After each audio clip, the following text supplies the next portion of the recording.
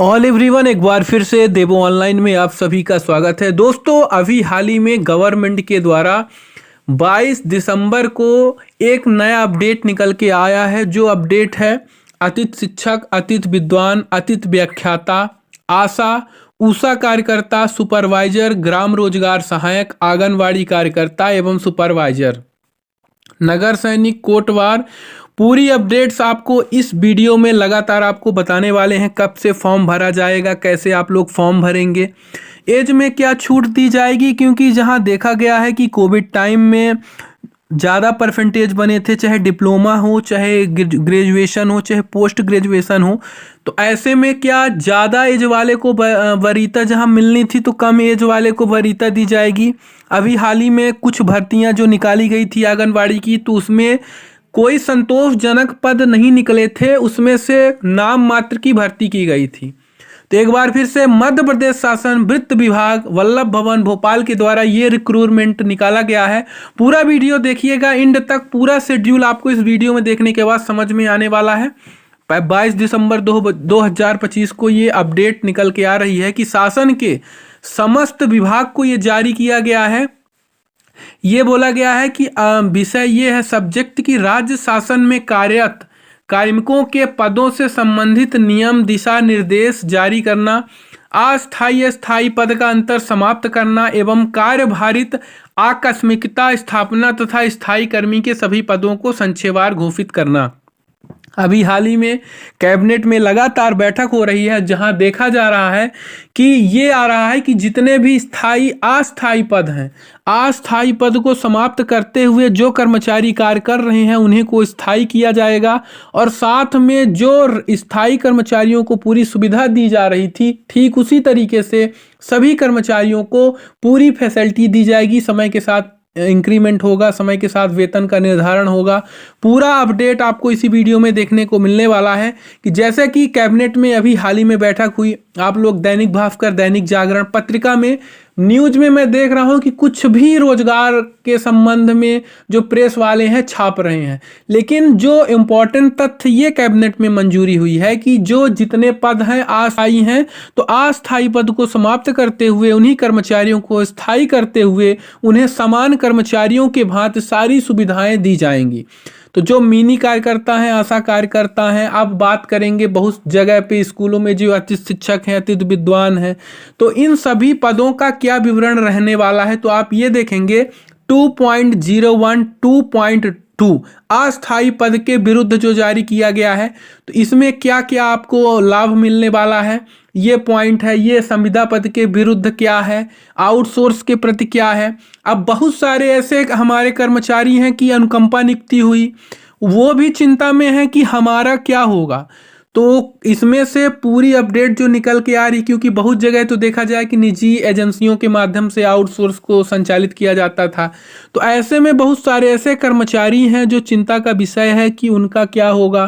क्या उन्हें ट्रेनिंग दी जाएगी या स्थायी करके दूसरी जगह ट्रांसफ़र किया जाएगा। तमाम ऐसे आप लोगों के जो मन में डाउट इस समय चल रहे हैं, आप लोग न्यूज में, विज्ञापन में, प्रेस में देख देख के पूरी तरह थक चुके हैं। तो अब हम बात करेंगे पहले जिस तथ्य के लिए हमने इस वीडियो को उठाया है।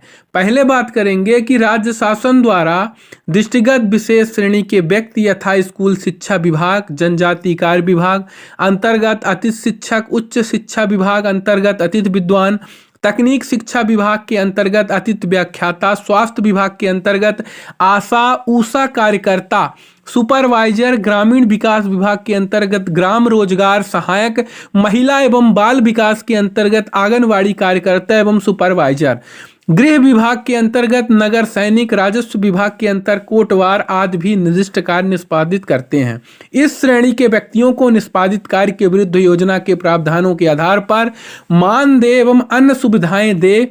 इस श्रेणी के कार्मिकों को करके उन्हें एक समान वेतन, एक समान सुविधा, एक समान सैलरी, समय के अनुसार इंक्रीमेंट, समय में उनका भी वेतन निर्धारण, ईपीएफ कटौती, पीपीएफ कटौती, सारी चीज़ें इनमें बताया गया है कि इसका मेन उद्देश्य है अस्थायी पद को समाप्त करते हुए समान सुविधा, एक समान वेतन सभी कर्मचारियों को प्रोवाइड किया जाए।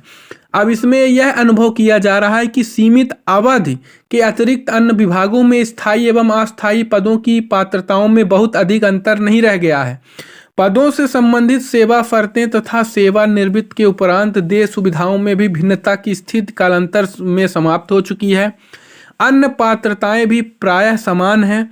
उक्त तथ्य के दृष्टिगत वर्तमान में प्रचलित स्थायी एवं अस्थायी पदों का विभेदीकरण को समाप्त किया जाता है। पूर्व से प्रचलित अस्थायी पदों को स्थायी पदों में परिवर्तित करने हेतु सेवा भर्ती नियमों में आवश्यक प्रावधान किया जावे। अब इसमें से निर्माण विभागों में बृहद कार्यों को वर्तमान में निविदा के आधार पर किया जाता है। उक्त के दृष्टिगत कार्यभारित एवं आकस्मिकता स्थापना के अंतर्गत अब पदों की आवश्यकता नहीं है। कार्यभारित एवं आकस्मिकता स्थापना के सभी पदों को संक्षेपवार घोषित किया जाता है। कार्यभारित एवं आकस्मिकता निधि के अंतर्गत अब नवीन नियुक्ति नहीं किए जाएंगे। साफ सरकार के द्वारा बोल दिया गया है कि अगली भर्ती नहीं की जाएगी। जो पद हैं, जो भी कर्मचारी कार्य कर रहे हैं अस्थायी पद पर, उन्हें स्थायी करते हुए एक समान वेतन दिया जाएगा। अब बात करेंगे उपरोक्त कंडिका 2.5 एवं 2.6 पर वर्णित श्रेणी के सभी कार्मिकों को संक्षेपवार घोषित करते हुए भविष्य में उनके स्थान पर अन्य को कार्य पर नियोजित नहीं कराया जाएगा। जैसे बहुत सारे लोगों के मन में डर है कि मैं बाहर हो जाऊंगा, मुझे बाहर निकाल दिया जाएगा, क्या हमारे हाथ से नौकरी निकल जाएगी। तो सभी लोग परेशान ना हो, ऐसा कुछ भी नहीं होगा। आप जहां जिस पद पे जहां कार्यरत हैं तो आपको स्थायी करके एक समान वेतन दे के भले आपको दूसरी जगह स्थानांतरण कर दिया जाए, लेकिन आप बाहर नहीं होंगे। आपके पद पे किसी दूसरे को अनुमति नहीं दी जाएगी।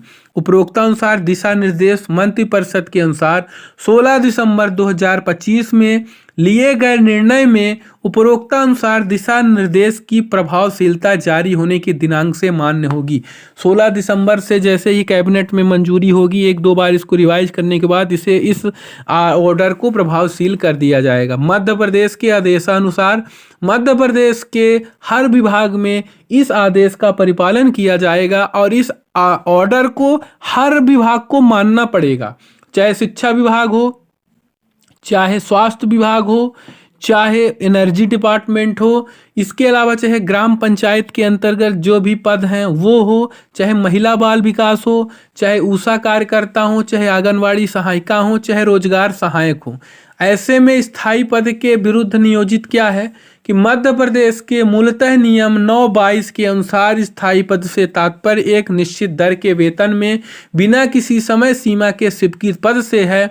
स्थायी पदों का सृजन संबंधित विभाग की कार्य आवश्यकता के आधार पर मंत्रिपरिषद द्वारा लिए गए समय के आधार पर किया जाता है। विभाग के सेवा भर्ती नियमों में निर्धारित अर्हता, पदोन्नति अथवा सीधी भर्ती से पद पूर्ति विषयक प्रावधान आदि उल्लेखित होते हैं। स्थायी पदों पर नियोजित कर्मचारियों पर राज्य शासन के सभी सुसंगत नियम निर्देश प्रभावशील रहते हैं।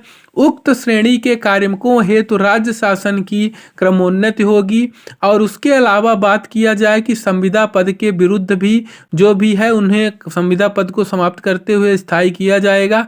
एक समान एक वेतन और अस्थायी पद को स्थायी करने का जो अभी कैबिनेट में रखी गई है। आउटसोर्सिंग